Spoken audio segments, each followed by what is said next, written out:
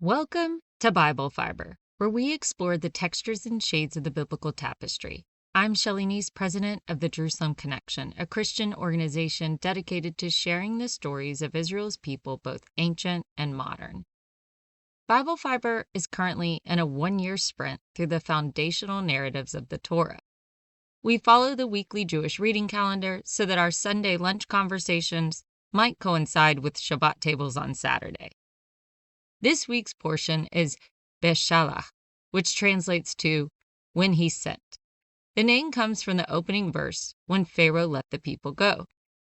After 10 rounds of increasingly destructive plagues, Pharaoh finally agreed to release the Israelites. Exodus 14 first provides a list of place names describing the winding journey of their escape. This was not a direct march from Egypt to Canaan. It was a zigzagging, circuitous route. For modern scholars and archaeologists, this path is almost impossible to retrace with certainty, since many place names have faded from historical memory. Therefore, the exact route of the Exodus journey remains a mystery. Pharaoh initially believed the Israelites were leaving for a temporary religious observance. Throughout the plague narrative, Moses consistently framed the request as a 3-day journey into the wilderness to offer sacrifices. He told Pharaoh, "The Lord, the God of the Hebrews, has met with us. Let us now go a 3 days' journey into the wilderness, so that we may sacrifice to the Lord our God." When Pharaoh finally relented, he told Moses and Aaron to go serve the Lord as you have said. By using that specific phrasing, Pharaoh was holding on to the hope that the departure was a temporary concession. It was actually a direct command from God that Moses and Aaron present their position to Pharaoh as a short pilgrimage and not a full-blown escape. By asking for a minor concession rather than total emancipation, Moses forced Pharaoh to reveal the depth of his cruelty. He was refusing to even grant a short religious break for his laborers.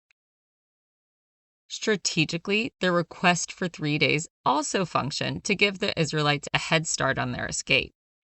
Since Pharaoh expected the Israelites to return, their continued movement on the 4th day aroused his suspicion. His informants, who must have tracked the Israelites, reported back that they were wandering aimlessly in the land, and that the wilderness has closed in on them. This perception, fueled by the deadline passing without a turnaround, prompted him to mobilize his army and go after the Israelites. There are 2 white lies in the Exodus narrative. Earlier, the Hebrew midwives, Shiphrah and Puah, defied Pharaoh's genocidal decree. When questioned as to why they had not killed the Hebrew boys, they claimed the women were too vigorous and gave birth before a midwife could arrive. This was a clear instance of righteous deception. They lied to an oppressor to shield the lives of innocent children. Moses and Aaron's 3-day request follows the same ethical logic. In a state of war or extreme oppression, the white lie becomes a tool of holy resistance. Pharaoh held the Israelites in cruel bondage. That means he forfeited his moral right to the truth. And just as the midwife's deception was blessed by God because it prioritized the preservation of life, Moses' strategic framing of the Exodus served a higher justice. In fact, the purpose of a righteous white lie is a central theme in Corrie ten Boom's book, The Hiding Place.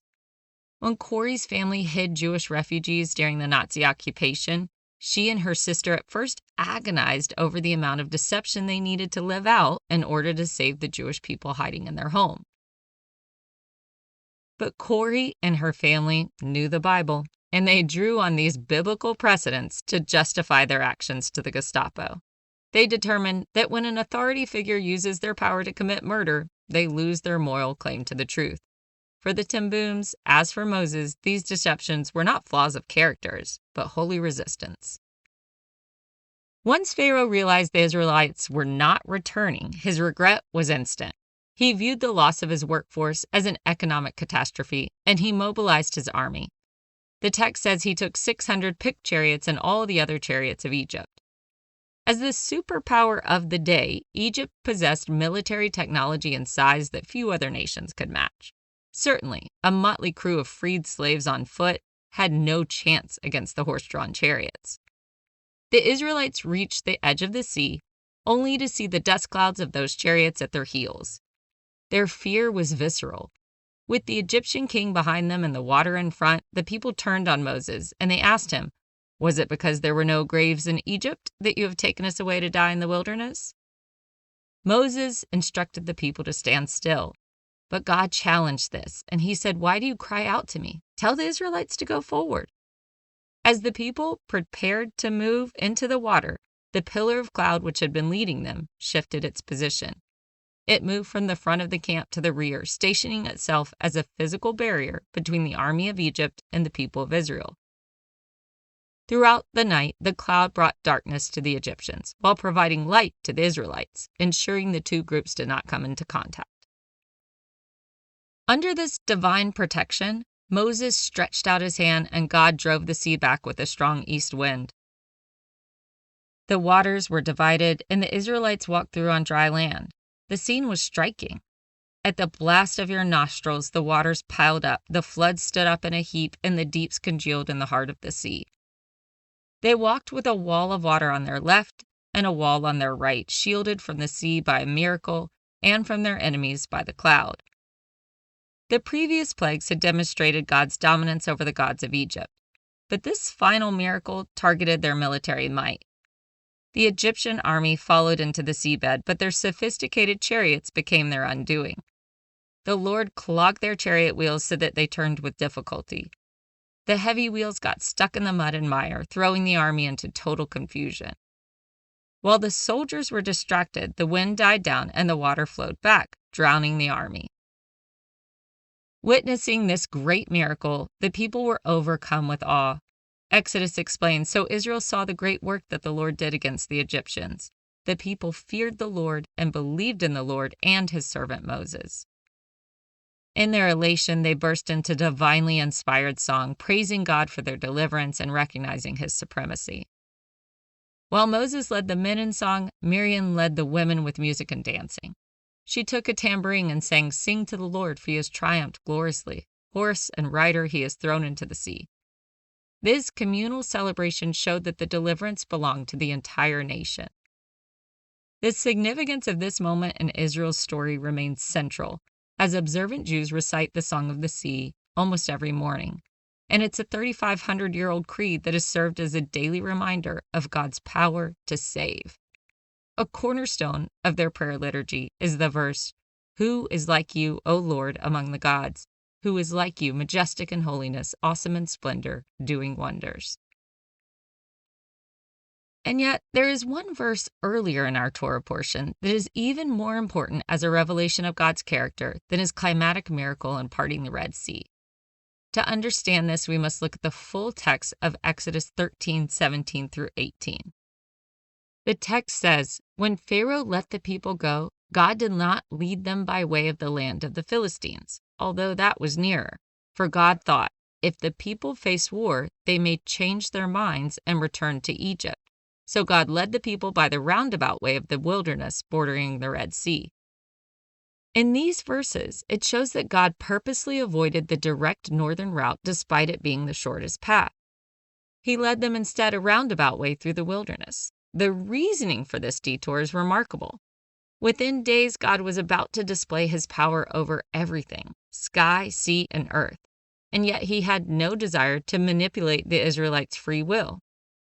God understood that even with great miracles before their eyes, the people were still psychologically fragile, and he knew a military skirmish with the Philistines would cause them to retreat.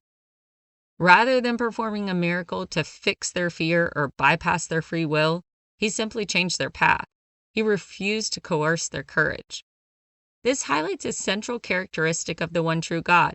He does nothing to alter us. We are free to choose him or free to reject him, and that is the only way the choice is meaningful. He didn't create puppets or robots.